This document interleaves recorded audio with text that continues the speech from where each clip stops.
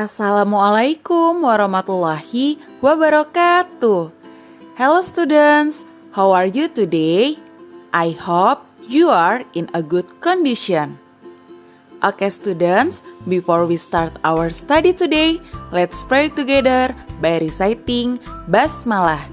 Bismillahirrohmanirrohim. Teman-teman, pada hari ini kita sudah memasuki tema 5, subtema 1, perjuangan para pahlawan.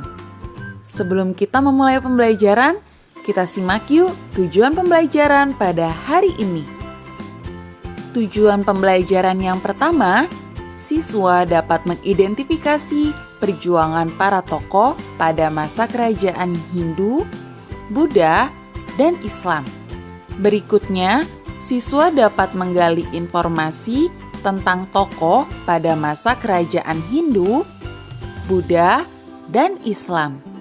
Lalu, siswa dapat menjelaskan simbol dan makna dari sila keempat Pancasila.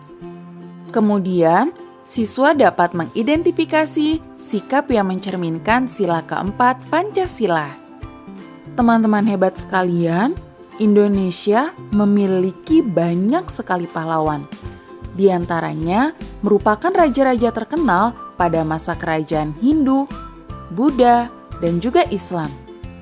Tokoh-tokoh tersebut tentu saja memiliki ciri khas dalam berjuang. Namun, mereka memiliki cita-cita yang sama, yaitu menciptakan perdamaian dan persatuan di Nusantara. Berikut beberapa tokoh beserta peninggalan kerajaan Hindu, Buddha, dan juga Islam di Nusantara. Pertama adalah Raja Mulawarman. Raja Mulawarman merupakan raja yang berasal dari Kerajaan Kutai, Kalimantan Timur. Kerajaan Kutai merupakan kerajaan Hindu tertua yang ada di Indonesia. Raja Mulawarman dikenal sebagai raja yang adil, bijaksana, dan juga dermawan. Hal ini dibuktikan dengan beliau bersedekah 20.000 ekor sapi kepada kaum Brahmana dan juga membagikan emas serta tanah kepada rakyatnya. Teman-teman, adapun peninggalan kerajaan pada kerajaan Kutai ialah Yupa. Berikutnya adalah Raja Purnawarman. Raja Purnawarman berasal dari Kerajaan Tarumanegara di Jawa Barat. Kerajaan ini merupakan kerajaan yang bercorak Hindu. Kerajaan Tarumanegara merupakan kerajaan Hindu pertama di daerah Jawa loh. Oh iya, teman-teman, Raja Purnawarman dikenal sebagai raja yang bijaksana. Hal ini dibuktikan pada masa pemerintahannya, beliau membuat saluran air untuk mengaliri lahan pertanian. Selain itu, Raja Purnawarman juga memanfaatkan sungai untuk mencegah banjir. Adapun peninggalan kerajaan pada masa kerajaan Tarumanegara adalah Prasasti Tugu. Selanjutnya, kita akan berkenalan dengan Raja Kertanegara. Raja Kertanegara berasal dari Kerajaan Singasari, Jawa Timur, yang merupakan kerajaan bercorak Hindu-Buddha. Raja Kertanegara dikenal sebagai raja yang pantang menyerah, berani, dan tegas.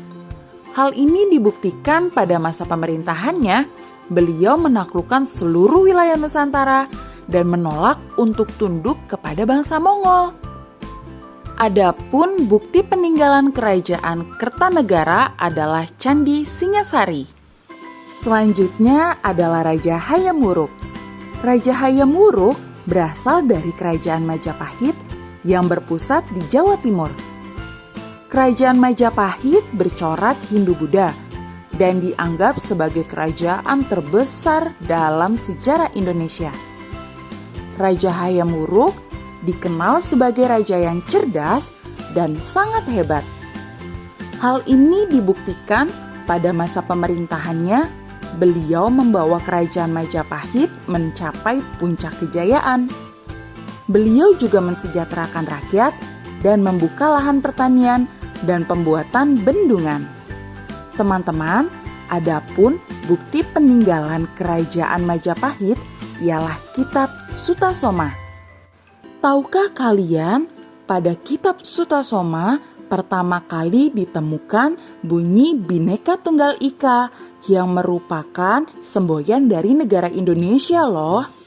Selanjutnya adalah Mahapati Gajah Mada. Mahapati Gajah Mada juga berasal dari Kerajaan Majapahit. Beliau merupakan Mahapati dari Raja Hayam Wuruk. Gajah Mada dikenal sebagai pribadi yang gagah berani untuk menaklukkan wilayah dalam mempersatukan Nusantara. Mahapati Gajah Mada pernah bersumpah untuk mempersatukan Nusantara. Sumpah tersebut dikenal dengan Sumpah Palapa. Selanjutnya adalah Raja Bala Putradewa. Raja Bala Putradewa berasal dari Kerajaan Sriwijaya yang berada di Sumatera Selatan. Kerajaan Sriwijaya sendiri merupakan kerajaan yang bercorak Buddha. Raja Bala Putradewa dikenal sebagai raja yang jujur, adil, disiplin, dan bijaksana.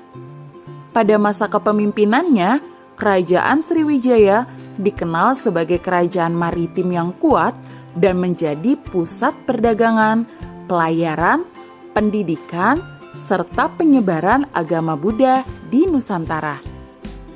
Adapun bukti peninggalan dari Kerajaan Sriwijaya adalah prasasti Kedukan Bukit. Selanjutnya adalah Sultan Iskandar Muda.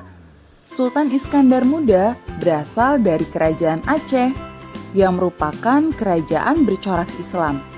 Sultan Iskandar Muda dikenal sebagai raja yang cerdas, gigih, dan juga adil. Pada masa kepemimpinannya, Kerajaan Aceh mencapai puncak kejayaan. Kerajaan ini juga menjadi pusat perdagangan dan pengembangan agama Islam. Adapun bukti peninggalan pada Kerajaan Aceh ialah Masjid Raya Baitur Rahman. Kemudian, Raden Patah. Raden Patah berasal dari Kerajaan Demak, Jawa Tengah, yang merupakan kerajaan bercorak Islam. Kerajaan Demak sendiri merupakan kerajaan Islam pertama di Jawa. Raden Patah dikenal sebagai raja yang memiliki sikap toleransi tinggi, gigih, dan juga berani. Raden Patah merupakan raja pemeluk Islam yang menjadi penguasa pertama di Demak. Adapun bukti dari peninggalan Kerajaan Demak adalah Masjid Agung Demak. Teman-teman, kegigihan para raja dalam meningkatkan kesejahteraan rakyatnya merupakan perwujudan dari sikap Pancasila, sila keempat. Masih ingatkah kalian apa saja makna yang terkandung dalam sila keempat dan bagaimana ya bunyi dari sila keempat? Ya, betul sekali. Sila keempat berbunyi, kerakyatan yang dipimpin oleh hikmat kebijaksanaan dalam permusyawaratan perwakilan yang dilambangkan oleh kepala banteng. Adapun contoh dari pengamalan sila keempat ialah 1. Mengutamakan musyawarah mufakat dalam menyelesaikan masalah. 2. Tidak memaksakan kehendak kepada orang lain. 3. Menghormati pendapat orang lain. Dan keempat, menghargai keputusan musyawarah. Teman-teman, semoga penjelasan Bu Guru tadi dapat menambah wawasan kalian ya. Now, let's practice together. Silakan teman-teman kerjakan 5 soal berikut ini. Setelah itu, kirimkan ke Google Classroom ya. Terima kasih atas perhatiannya. Oh iya teman-teman, ada kalimat untuk teman-teman sekalian, yaitu jas merah. Jangan sekali-kali melupakan sejarah. Selamat Hari Pahlawan! See you later everyone! Let's close our study today by reciting Hamdalah. Alhamdulillahirabbil alamin. Wassalamualaikum warahmatullahi wabarakatuh.